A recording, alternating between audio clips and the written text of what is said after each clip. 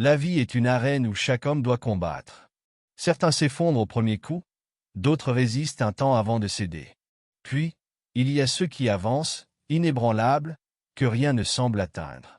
Ce ne sont ni des dieux ni des élus.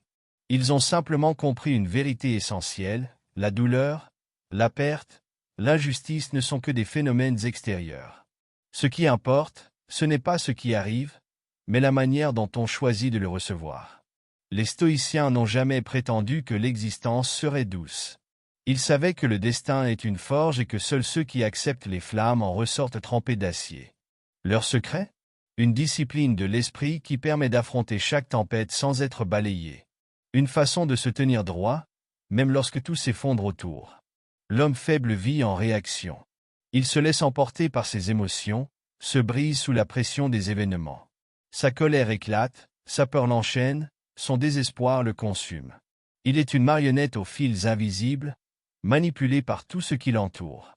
Mais l'homme qui maîtrise son esprit ne dépend de rien. Il observe, il comprend, il agit, mais il ne vacille pas. Car il sait que le monde extérieur est hors de son contrôle. Rien ne peut te blesser sans ton consentement.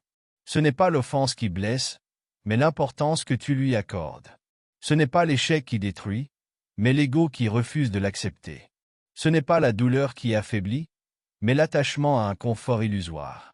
Regarde les plus grands esprits de l'histoire. Épictète, esclave mutilé, n'a jamais considéré ses chaînes comme un obstacle. Marc Aurèle, empereur assiégé par la guerre et la trahison, ne s'est jamais laissé emporter par la haine ou le désespoir. Ils avaient compris que la seule véritable liberté est intérieure. Il y a en toi une citadelle que personne ne peut prendre d'assaut. Mais encore faut-il apprendre à l'habiter. La première clé de cette forteresse est l'acceptation. Ne lutte pas contre ce qui est.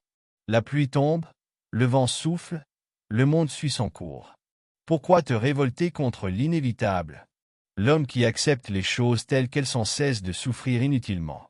Il ne se lamente pas sur le passé, il ne craint pas l'avenir.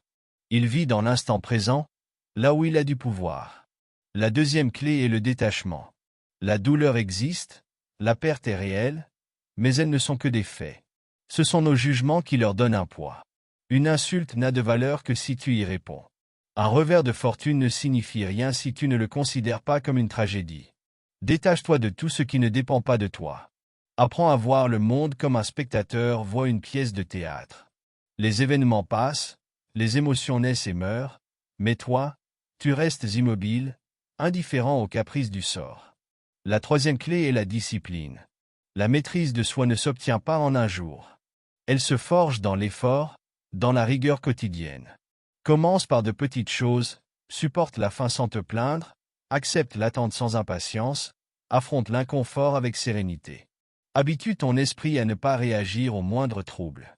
Plus tu cultiveras cette force intérieure, plus rien ne pourra t'atteindre.